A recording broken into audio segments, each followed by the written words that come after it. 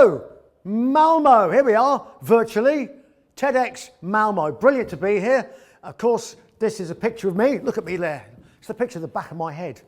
In front of, I don't know how many thousand Iron Maiden fans. Well, I hope they're fans anyway. Of course, they could be customers, but we don't like customers in Iron Maiden. Why don't we like customers? Well, we don't like customers because they can walk away. We like fans because we have a relationship, because we're human beings. Goodness me, all those human beings. When was the last time you stood in a muddy field getting cold and wet next to rubbing shoulders with all those wonderful, warm human beings? And we do all these incredible things together. And we've been denied that recently, but that is an aberration. Throughout history, human beings belong together. And we need to be together now more than ever because we've been apart for so long. So whatever we think about a future for us, our future is being together. We do things as human beings that are remarkable when we act together, when we act as a team, when we act in concert. So that picture is something I hope to stand in front of for real again very soon.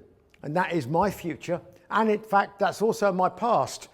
But there's an eternal cycle that goes on in humanity and will go on for time immemorial.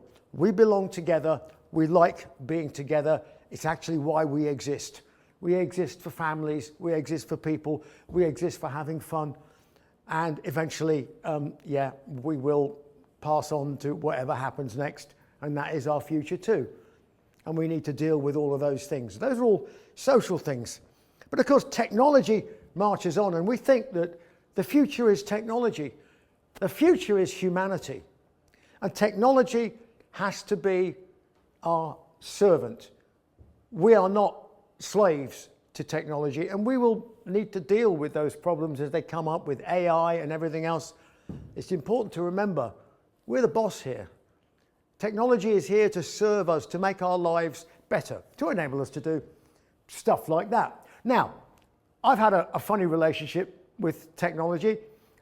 You might call my brain almost schizophrenic. You've got the left side of the brain, the right side of the brain. I figure that I probably use both at the same time. Here you go.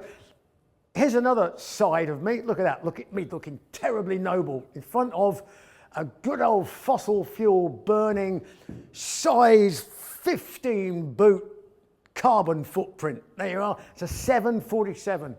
And I was an airline pilot for 17 years. What? You were in Iron Maiden? Yes, I was. I used to take unpaid leave to go on tour with the band because I actually had a job as an airline pilot. And that involved a lot of technology. That involved a lot of fun. I went to a lot of really crazy places. But you know what it was all about in the end? It was all about humanity. Moving humanity, working with people, working as a team. It was all about that. And technology was simply a component, a cog. Now, I show that because everybody goes, "Oh, isn't that great?" And I say, yeah, it's great, but you know what? There is a future beyond that.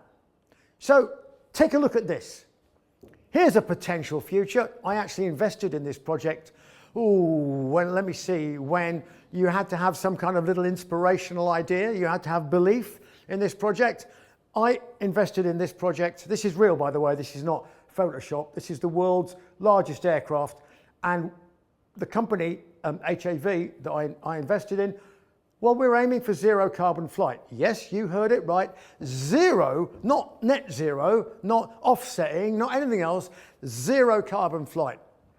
Using hydrogen fuel cell propulsion and then using maybe a little bit of biofuel or something lurking in the very early production models. But this is zero carbon flight.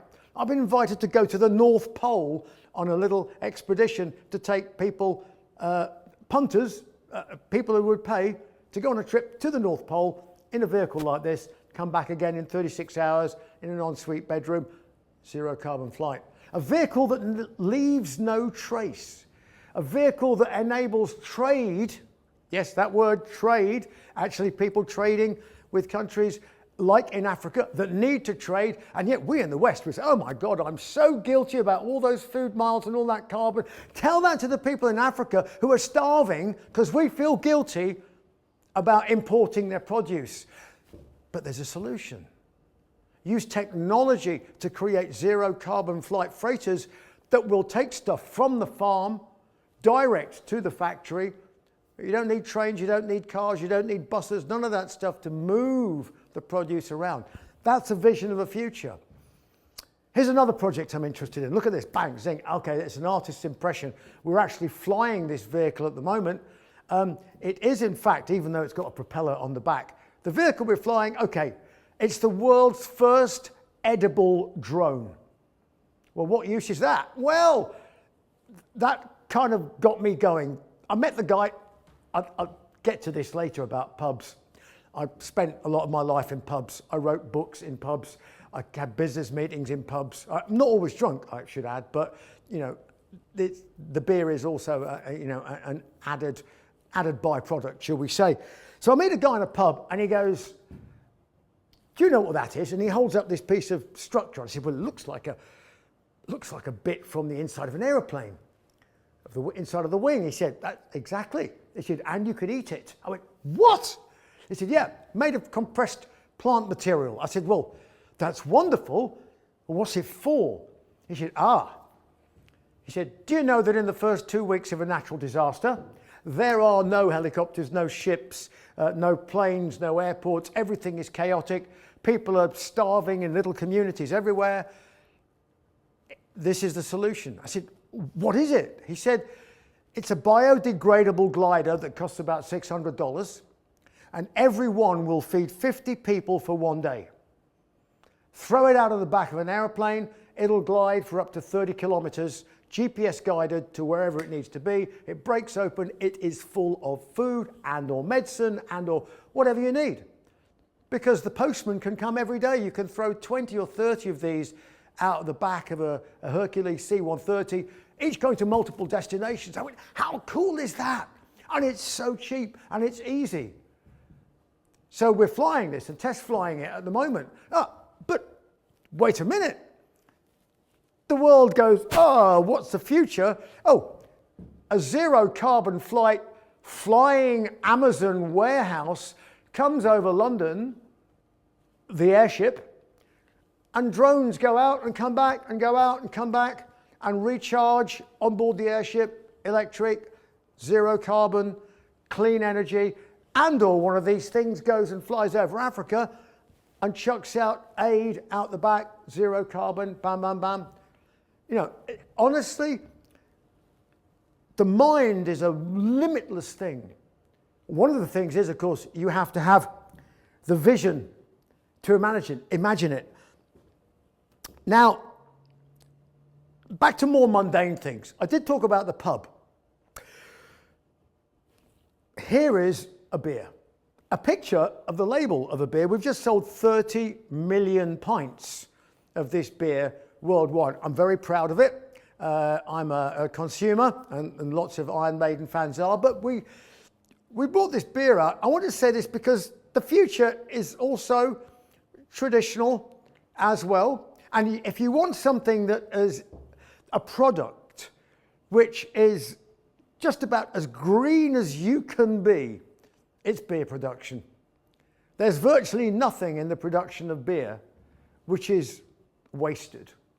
The byproducts of it go to feed cattle, the rest of it goes to make Marmite or yeast extract. The beer itself, terrific. It grows out of the ground, the barley, the hops, all the rest of it. It's a marvelous product.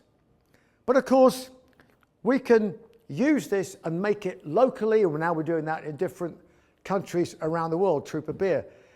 So it's not just Trooper, the original. We've got 8 different types of beer we brew in England, but now we brew in Australia, their own brand. Now we brew in Brazil, their own brand. Chocolate Mango IPA. Whoa, so cool. And you know we use the cocoa nibs.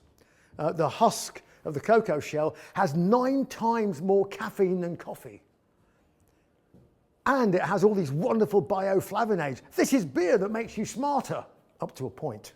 Anyway, never mind. Let's not dwell on the success of beer and on the wonderful benefits of properties of the conviviality brought on by that. I want to just, throw a spanner in the works. This is a ship sinking. You'll all recognize probably, because you've seen the movie, the Titanic.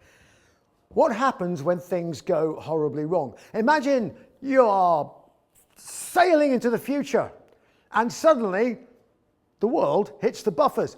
Oh, it just has. So what happens when you think, we're on an unsinkable ship? Why do we need to bother about finding out how the lifeboats work?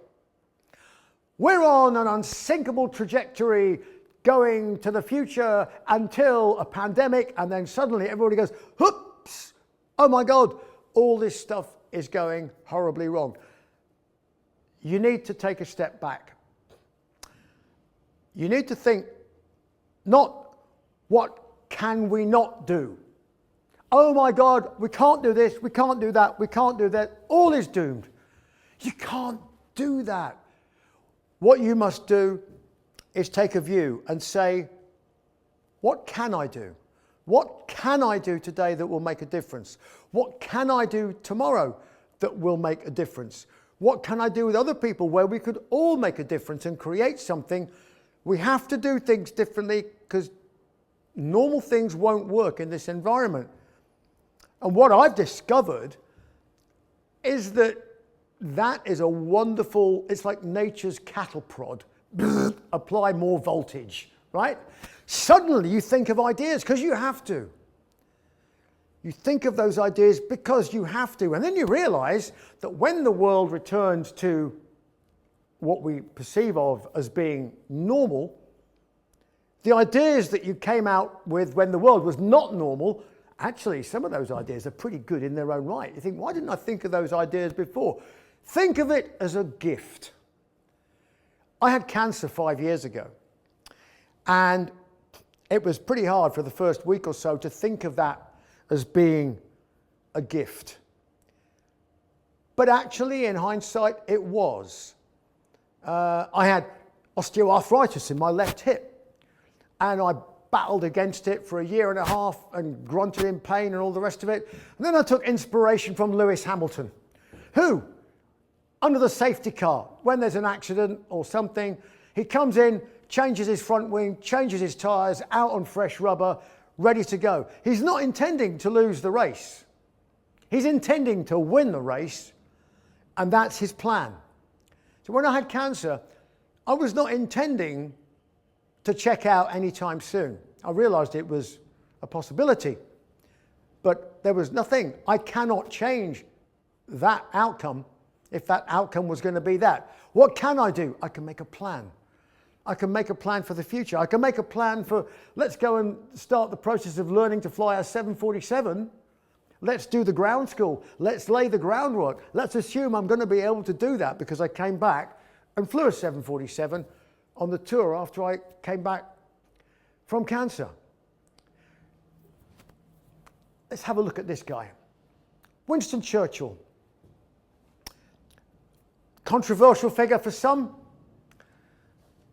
I'm not even going to bother talking about his many flaws, his many faults, his many problems, because people have all kinds of opinions. But I'm going to tell you one thing, that if you're an entrepreneur, if you want to be in business, if you want to be in life, one thing you can take from this man: dogged determination. When it matters. And when it mattered to the whole world, you can look at all the things that Churchill did and say, well, I don't approve of that, that was nasty, that was horrible, we wouldn't do that in this day and age, he was rude to people, blah, blah, blah, blah, blah, blah, blah. But he stood up to an unpleasant man with a toothbrush moustache who wanted to annihilate large ethnic communities. And, Adolf Hitler, the Nazis, everything. He stood up to him against, it has to be said, some of the people in the establishment a lot of people who were in his government. He stood he stood alone and inspired a nation to stand alone against the monster that had carved up continental Europe and would have carved up the world had we not stood there for a while and waited for America and everybody else to catch up. Determination. Churchill, determination. Just remember that, because for all the ideas you have, for all the great moments of inspiration, for all the technology, for all the AI, for all the other stuff you want to put out there in the world, none of it is worth anything without the determination. My sister rides horses. She does it professionally. She's fallen off and broken most of the bones in her body, even though she's a very good rider. When you fall off a horse, there's only two options. You go, I'm never going to get on a bloody horse again. Or you look it in the eyes and you get back on the horse. If you're going to be in business, if you're going to be an entrepreneur, the first option is not an option for you. If you're the person that falls off a horse and goes, I'm scared to get back on the horse, maybe you should think of a different line of work. Because you need that little bit of Churchill determination, and you need the ability to confront your fear and your demon and go, I need to surmount that. We just need to get over that obstacle. So that's the hard part of the talk. The easy bit is talking about creativity and how wonderful it is and how fun it is and how frothy it is. The hard part is getting it done and sticking with it when the chips are down, sticking with it when you're losing money, sticking with it when you're not sleeping except for like 2 or 3 hours a night. That's the hard part. And it is hard, and it will be hard, but you will succeed and you will derive immense benefit personally out of that experience. Anyway, it's time. There is time. Well, there is time, there's future time, there's past time, and this is my watch. It's the Ed Force One Captain's watch. This is what happens when you get drunk with a French watchmaker. I'll say no more. I've already said enough. The damage has been done. Bye for now.